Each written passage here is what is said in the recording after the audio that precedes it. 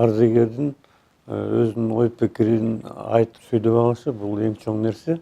Анткени баардыгы тең ушу министрликте кызмат кылып, өзгөчө кырдаалдардын министрин түзүлүшүнүн башында болушуп,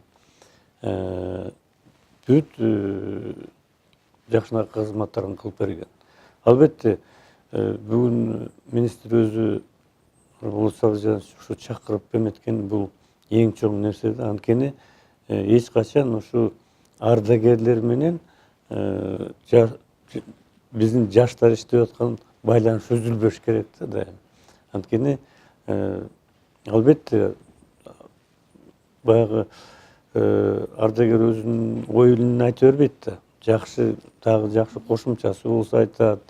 Көбүнчө ошо министрлик абдан күчтөнүп, алдыга жылып, өсүп, эл үчүн, жер үчүн кызмат кылып берсе, министрлик өзүнүн мойнуна жүктөлгөн маселелерин элдин алдында жакшынакай чечип, элди, жерди, элибиз үчүн, жерибиз үчүн кызматты жакшы кылып берсе деген ой тилек.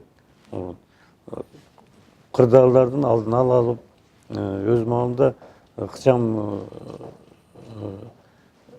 кыймыл аракетин көргөзүп, элди оюнда дайым эме калыш керек да, мени сактап кала турган өзүнчө министрлик бар. Анын аты өзгөчө кырдаалдар министрлиги деп дайым